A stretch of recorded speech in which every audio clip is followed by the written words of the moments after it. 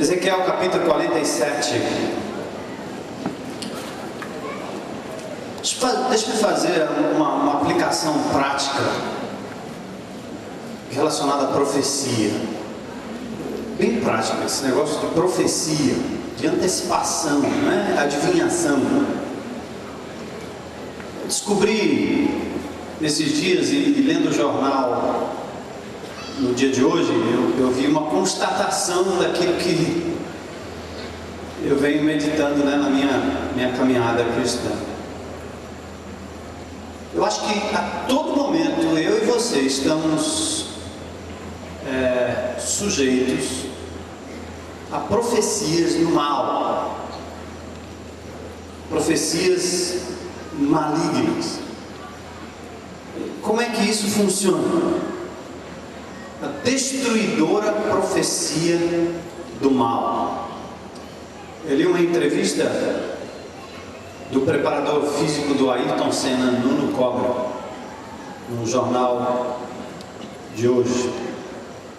E ele dizia o seguinte, ou mais ou menos assim, que a antecipação dos problemas e das possíveis desgraças na nossa vida nos faz viver hoje as lutas, batalhas de amanhã. Presta atenção aí, mamãe, papai, jovenzinho. Quando você começa a antecipar o problema de amanhã, da semana que vem, do mês que vem, do ano que vem, da morte que um dia virá, da perda que um dia acontecerá, do crime que pode acontecer, do seu carro que vão roubar, do seu filho que pode sumir, da sua mulher que pode ir embora, do seu marido que pode lhe trair, do seu noivo que pode lhe deixar, da sua namorada que vai também te decepcionar, do dinheiro que vai faltar. Quando você começa a antecipar essas coisas, é uma profecia reversa, ela é maligna, ela é doente, ela não é doente, ela lhe adoece. Olha o que ele diz: que quando você antecipa um problema que vai acontecer na semana que vem, o seu organismo produz hormônios de alerta hoje, entre eles o cortisol. Então você antecipa um problema que vai acontecer a semana que vem, hoje.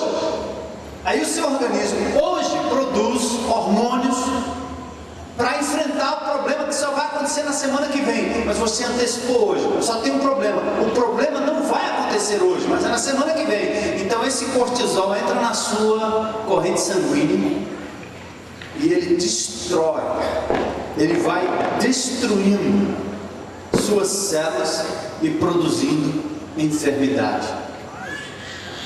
Grande novidade, né? Jesus diz o quê? Não vos inquieteis com o dia de amanhã.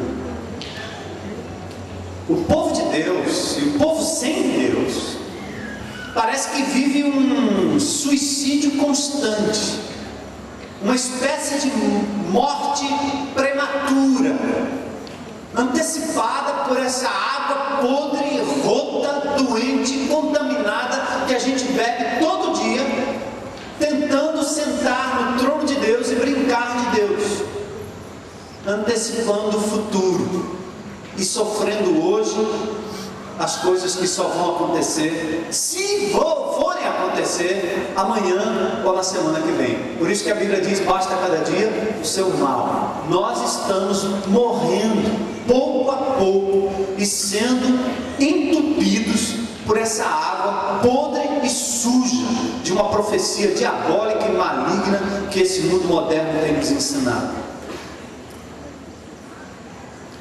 Quando a palavra de Deus fala de profecia, é o contrário. Antecipa para hoje a promessa de paz, de vitória, de alegria, de vida eterna, que traz para hoje a alegria antecipada que te lava, te cura, te sara, te restaura e te mantém num estado de espera pela soberana vontade de Deus sobre a sua vida e sobre a minha vida. Glórias ao teu nome, Senhor. porque Tu nos ensina a viver de forma saudável, a despeito da degeneração do nosso corpo, a despeito do envelhecimento natural de todos nós, a despeito de tudo isso. Nós precisamos crer na palavra de Deus, nas profecias, não para saber qual é o dia do Armagedon, não para ficar fazendo cálculos sobre o dia que a bomba H vai derreter os elementos de 2 Pedro capítulo 3, que isso é para esses paranoicos apocalípticos da teologia, que gostam de saber qual é o dia que vai explodir tudo. Porque quando a Bíblia fala de profecia, sempre tem uma finalidade saradora, curadora, restauradora, consoladora para você hoje. A profecia lá de 2 Pedro capítulo 3 termina exatamente assim: quando os elementos abrasados se desfizerem, quando toda aquela catástrofe acontecer, o aquecimento do planeta está aí antecipando, a palavra de Deus diz: olha, vocês têm que procurar a luz disso, serem melhores filhos de Deus hoje, com esperança, falando a palavra de Deus, vivendo com alegria, purificando a sua vida hoje. Vocês entenderam a antiprofecia diabólica que nos destrói? Ezequiel está no exílio babilônico. Ele, juntamente com Daniel, são os dois profetas que profetizam durante os 70 anos de Israel ou de Judá no exílio babilônico. Ele está longe do templo, longe de casa, longe de tudo, e o templo está lá, destruído, não tem esperança de retorno. E o Senhor consola o coração de Ezequiel e pede que ele escreva para o seu povo a esperança de Israel, um derramar do Espírito Santo, e ele começa a dar uma imagem daquilo que vai acontecer a partir do escombro. Escombro eu chamo aqui a ruína do templo. Como a minha vida, quando eu fui encontrado com Jesus, minha vida estava em ruínas, nos escombros, como aquele que fica soterrado lá embaixo e não tem esperança de ser encontrado. E o Senhor faz brotar dos escombros algo maravilhoso.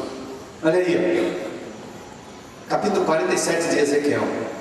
Depois disso, o homem me fez voltar à entrada do templo, e eis que saíam águas de debaixo do limiar da soleira da parte mais baixa do templo, para o oriente, porque a face da casa dava para o oriente, e as águas vinham de debaixo, ou debaixo, do lado direito da casa, do lado sul do altar. Preste atenção, templo destruído, templo destruído. E lá debaixo do limiar do templo, nos escombros de tudo, o profeta foi levado, provavelmente por um anjo do Senhor, a verificar o que estava acontecendo ali. De repente tinha um veio de água saindo, bem pequenininho. Eu já contei essa ilustração para vocês aqui, o tempo que eu preguei nessa mensagem, nessa palavra, aliás, de Ezequiel exclusivamente. Quando eu era pequeno, morava em Tucuruvi, ali perto do morro, em São Paulo, naquela região, água verte de todo canto. E a gente tinha ali um campinho de futebol, e naquele morro tinha uma vertentezinha de água constante. E a gente arrumava o campo, quando chegava no outro dia, lá estava um buraco de novo, porque aquela águazinha não parava de sair, exatamente aqui, numa parte inferior do morro. Eu pequeno, a minha ideia, eu olhei para aquilo ali, fiz uma placa de barro, e bati, pronto, agora eu quero ver. Aí eu virava as costas no outro dia, de novo, a água, ainda que pouquinho, ainda que um filetezinho, não tinha jeito, destruía qualquer tipo de tentativa de tapar aquele buraco, e de novo a água vinha e saía rasgando aquele barro, aquele campo, aquela superfície. Ezequiel foi levado pelo anjo do Senhor para olhar para o templo desolado. Ele poderia olhar para a estrutura e dizer: Senhor, que loucura, reconstrói isso, Senhor, faz alguma coisa, faz um milagre, coloca pedra sobre pedra aqui, Senhor. Não. Deus leva Ezequiel para olhar para algo muito mais profundo, e ele vê um veio de água saindo do templo. Eu gosto de pensar naquele texto de Zacarias que diz: não despreze os pequenos começos.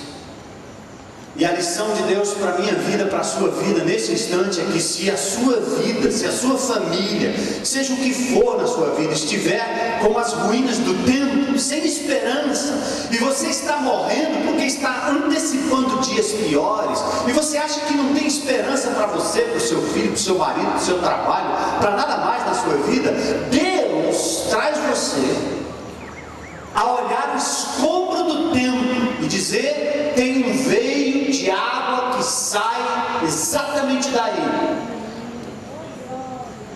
e ninguém pode vedar, tapar ou parar. O Senhor é capaz. Enquanto você pensa na reestruturação das estruturas, o Senhor quer trabalhar no veio, no mais profundo, no alicerce da sua vida. Ele pode não te devolver aquilo que você construiu com suas próprias forças, mas Ele é poderoso através do seu fluir, da sua água viva que brota de um lugarzinho pequeno na sua vida, reconstruir coisas tremendas. Olha o texto, verso 2: Ele me levou pela porta do norte e me fez dar uma volta por fora até a porta exterior que olha para o oriente. E eis que corriam as águas ao lado direito. Aqui, Ezequiel é levado a abandonar o altar. As águas saíram do altar, mas agora ele sai para fora. Olha para lá, olha para outro lugar, olha para outro lado. Abre teu horizonte, abre tuas perspectivas. Agora não é mais um veiozinho de água, agora são águas que saem do altar. Verso 3: Saiu aquele homem para o oriente, tendo na mão um cordel de medir, mediu 1000 côvados, ou 500 metros, e me fez passar pelas águas que me davam pelos tornozelos. Aquela água pequenininha, para um amazonense, estava virando um igarapé, estava virando um rego de águas, já a água batendo nos tornozelos. Que é isso, Senhor? Mediu mais 1000 e me fez passar pelas águas que me davam pelos joelhos, e mediu mais 1000 e me fez passar pelas águas que me davam pelos lombos. Mediu ainda outros 1000 e era já um rio que eu não podia atravessar, porque as águas tinham crescido, águas que se deviam passar a nado, rio pelo qual não se podia passar. Olha o que é que Deus está fazendo aí. Lá do limiar do templo, lá dos escombros do templo, lá do meio do nada, quando tudo estava quebrado, arrasado e arrebentado, quando não havia mais esperança para Israel, retorno à terra, esperança de um novo tempo, quando já não havia mais esperança, um rio se torna um rego, um riacho, nascendo com um veiozinho de água no meio dos escombros. Pequenos começos na minha vida, na sua vida, pequenos começos na vida do povo de Deus. Basta um riozinho silencioso, pequeno, uma pequena nascente. E aí, verso 6, o homem disse: viste isto, filho do homem? Então me levou e me tornou a trazer à margem do rio. Vem para cá, eu tenho uma outra visão para você. Vem à margem do rio, perceba o que está acontecendo. Diz o texto: tendo eu voltado, eis que à margem do rio havia grande abundância de árvores, e de um e de outro lado. Árvores. Então me disse: estas águas saem para a região oriental e descem a Campina e entram no Mar Morto, cujas águas ficarão saudáveis. Eu preciso pausar ali para lhe mostrar um pouquinho, ou tentar lhe colocar na figura aqui, o que acontece ali na nação de Israel. Nós temos lá do norte de Israel o Monte Hermon, de onde no seu pico, em época de inverno, tem gelo, e na época do verão há um degelo que forma, e a partir daí uma espécie de veio de água vai sendo transformado num pequeno riacho.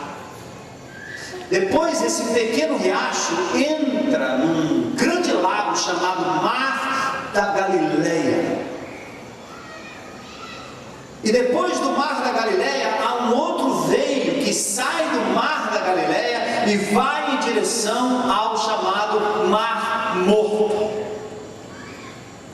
E é chamado de Mar Morto porque dali as águas não passam. Há estagnação, alto teor de salinidade. Eu já tive o privilégio, a oportunidade de estar ali no Mar Morto, verificar como é. Você pode ler um jornal deitado em cima desse grande lago que é chamado de Mar Morto, dado o seu grande teor de salinidade dos minerais.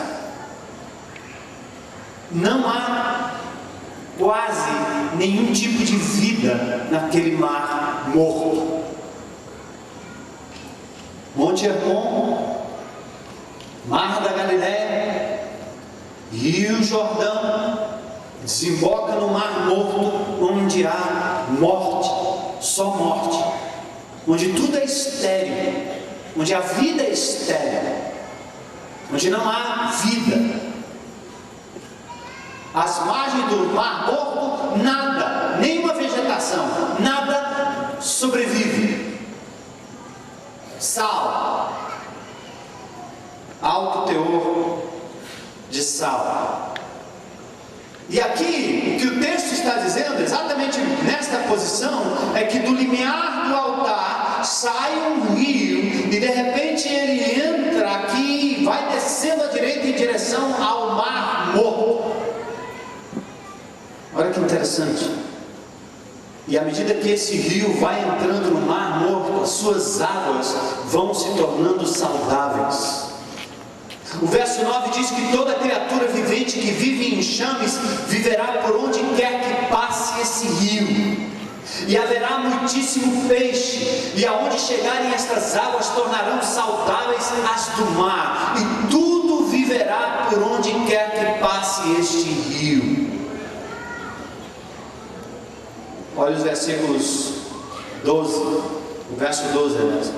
Junto ao rio, as ribanceiras de um e de outro lado, nascerá toda sorte de árvore que dá fruto para comer. Não fenecerá a sua folha, nem faltará o seu fruto. Nos meses produzirá novos frutos, porque as suas águas saem do santuário. O seu fruto servirá de alimento e a sua folha de remédio. Sabe do que Deus está falando? Deus está falando da promessa cumprida na pessoa do Senhor Jesus Cristo. Como diz a Escritura, quem tem sede vem a mim e beba. Como diz a Escritura, quem crer em mim, do seu interior fluirão rios de água viva.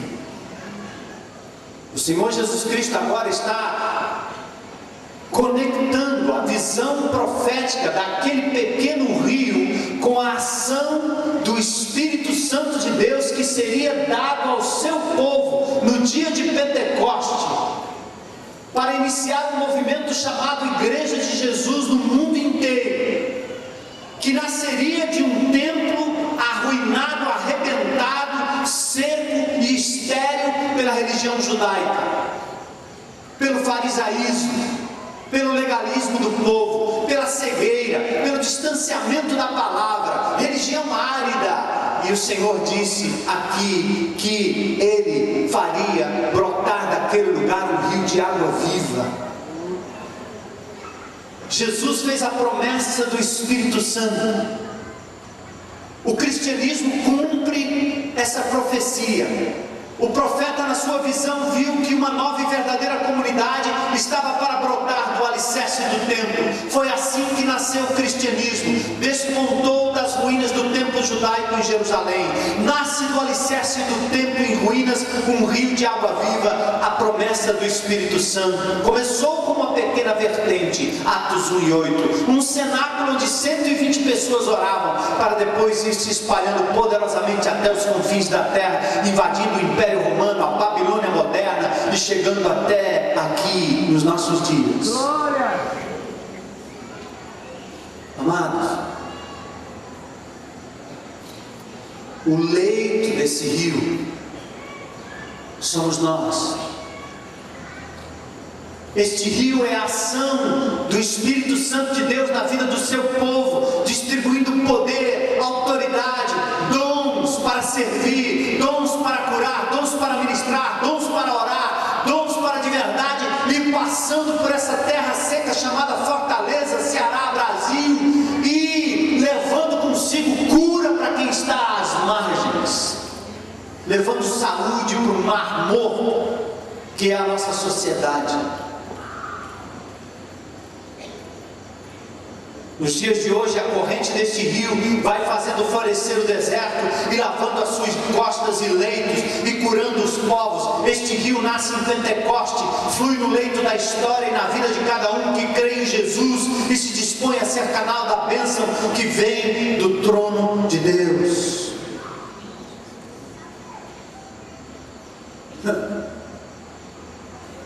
Pense comigo.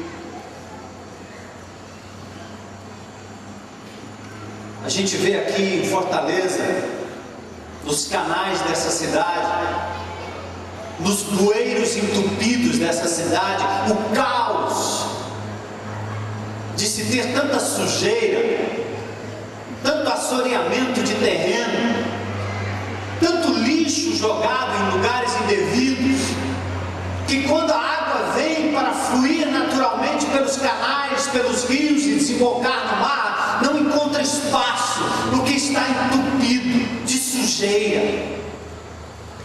É preciso trazer uma draga para limpar, para tirar, para desobstruir. Deus está querendo fazer uma obra nesta geração, está querendo levantar um testemunho nessa cidade, nesse estado e nesse país. E o Espírito de Deus começou a fluir lá em Pentecoste e continua fluindo nos dias de hoje. Mas quantos de nós estamos de verdade dispostos a sermos esse canal de água viva, esse condutor de saúde, que traz fruto para as árvores, traz remédio para as pessoas ao redor? Quantos de nós? Jesus diz no último dia da grande festa, se põe em pé e diz: se alguém tem sede, venha a mim e beba. Quem crê em mim, como diz a Escritura, do seu interior fluirão rios de água viva. Jesus exclama com certa emoção. Por que ele fala alto? Ele fala alto para que um grande grupo escute, para que as pessoas compreendam a profundidade. Se alguém, ou quem crê, essas palavras ecoam também lá do trono em Apocalipse. Aquele que está sentado no trono disse: eis que faço nova todas as coisas, e acrescentou: escreve, porque essas palavras são fiéis e verdadeiras. Disse-me ainda: tudo está feito, eu sou o alfa e o ômega, o princípio e o fim. Eu aqui tenho sede, darei de graça da fonte da água da vida. Amados, somos nós. É o Espírito de Deus que foi distribuído em Pentecoste para todos nós, não só para meia dúzia de iluminados, não só para alguém ungido, não só para os pastores, para os ministros, para os sacerdotes. Não, o Espírito de Deus foi dado sobre medida. Eu derramarei sobre vós o meu Espírito, para que o povo fale, para que as pessoas falem, para que os simples falem, para que os grandes falem, os pequenos também falem, para que as crianças sejam profetas, sejam usadas por Deus e não vivam em função das estruturas estruturas de uma denominação, das estruturas de uma igreja, da organização de A ou B ou C, mas que sejam homens e mulheres usados pelo Espírito Santo de Deus, capazes de causar um impacto onde quer que passem, no condomínio, no trabalho, na escola, seja onde for. Amados, eu quero dizer para você que qualquer pastor, qualquer homem de Deus, sente o peso de ter que carregar nas costas uma estrutura de igreja, uma estrutura pesada, uma estrutura de blocos de concreto, uma estrutura de departamentos, uma estrutura de ministérios, uma estrutura de benesses e benfeitorias para o povo de Deus. É pesado para qualquer um, porque Deus não nos chamou para carregarmos estruturas, mas para termos em nós o Espírito Santo de Deus vivo, capaz de nos usar como igreja em qualquer lugar, com a mobilidade que o povo de Deus tem. Você e eu somos enviados para sermos esse canal de água viva, para sairmos por aí regando aquilo que está seco, levando alento e água para quem tem sede, curando as pessoas ao nosso redor e não dependendo das estruturas para que isso aconteça.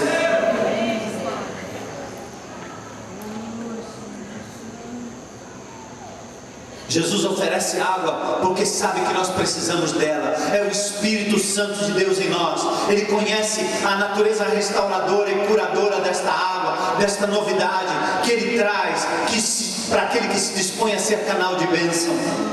É para quem tem sede, é para quem quer crer. Essa água é viva. Contraste com as águas estagnadas e rotas, como as águas sem vida do Mar Morto, que recebem do Jordão, mas é estagnada por não fluir, não vazar. Quantos de nós aqui somos como um Mar Morto?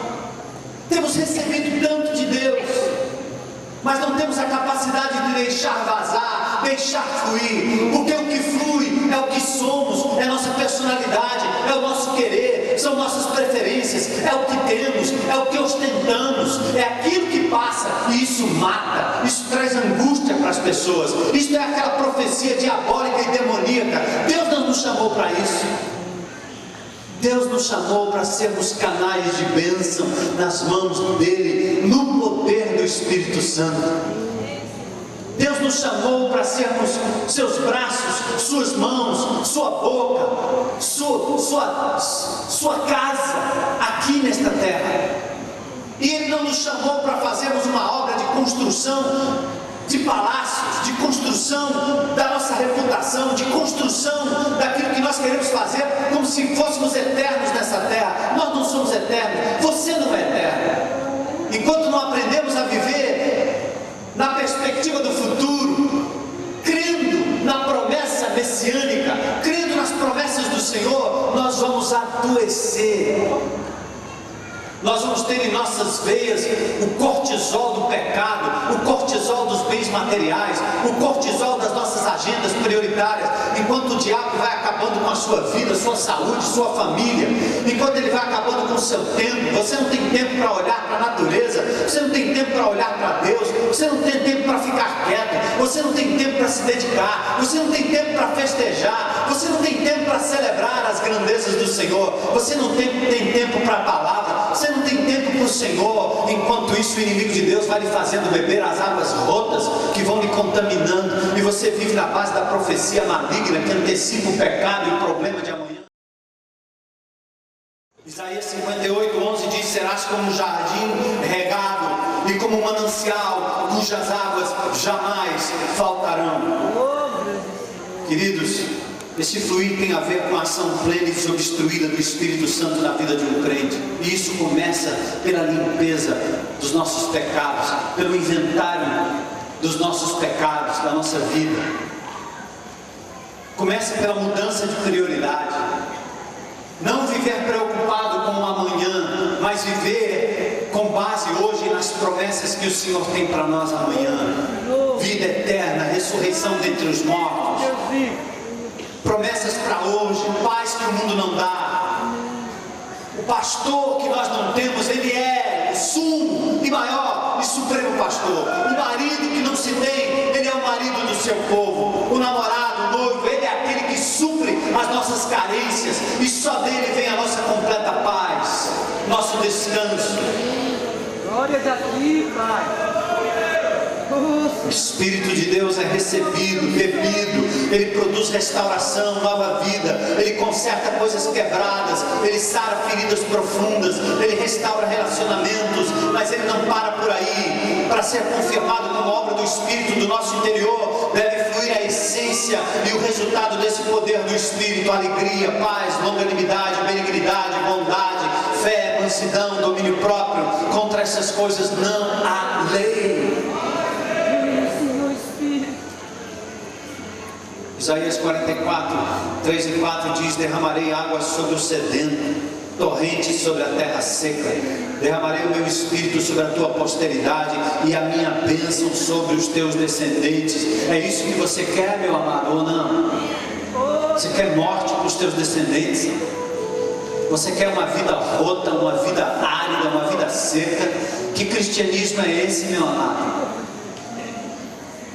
Que cristianismo é esse que nos joga no canto, que nos faz derrotados, que nos faz acreditar que o ópio do povo tem que ser o nosso ópio?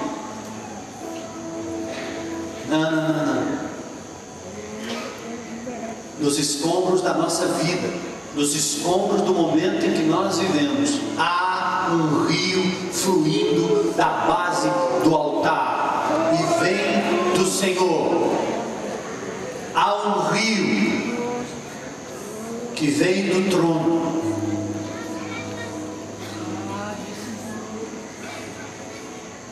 Dois textos tristes da palavra de Deus, que eu não gostaria de ver cumprido ou cumpridos em nós. Porque dois males cometeu o meu povo: a mim me deixaram o manancial de águas vivas e cavaram cisternas rotas que não retêm as águas. Jeremias 2,13. Jeremias 17,13. Senhor, esperança de Israel, todos aqueles que te deixam serão envergonhados. O nome dos que se apartam de mim serão escritos no chão, diz o Senhor. Por quê? Porque abandonaram o Senhor, fonte de águas vivas. Por isso, quem não nascer da água, isto é, do Espírito, não pode entrar no reino dos céus. Mas Jesus disse: quem tem sede, vem a mim e beba. Do seu interior fluirão rios de água viva. Irmão, o Espírito de Deus está em você. Desde o dia de Pentecostes, o Espírito é dado a todo aquele que crê. Fomos batizados com o Espírito Santo no momento que cremos no Senhor Jesus. Mas esse Espírito não lhe foi dado para ser retido, para ser colocado no invólucro. Foi dado a você para que ele flua, porque ele é vida. E Deus está querendo que a sua vida seja desobstruída por completo, para ele te usar com a alegria do Espírito, no poder do Espírito, na graça do Espírito, no amor que só o Espírito dá. Coisas do Espírito Santo que nós precisamos experimentar em contrapartida à tristeza, à depressão, à doença, a falta de domínio próprio, a autocomiseração, a autonegação, ao prazer em coisas que o mundo oferece, onde buscamos alegria em algo tão efêmero, tão pequeno, tão ínfimo, tão migalha, ao invés de nos deleitarmos no banquete que Deus tem para nós. Queridos, eu quero dizer para vocês, Igreja Batista Central de Fortaleza tem um outro andar acima desse que nós estamos vivendo, e é o andar onde o Espírito Santo de Deus pode fluir através de você. E eu estou indo para lá, eu quero ir para lá, eu quero estar lá, e eu quero que você venha. Glória a Deus.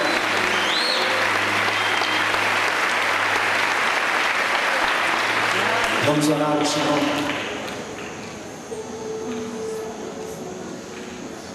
Nossa,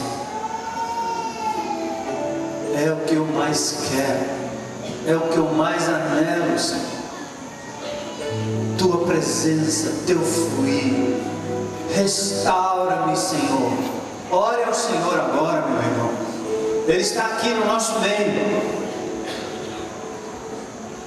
Está em ruínas, está árido, está seco.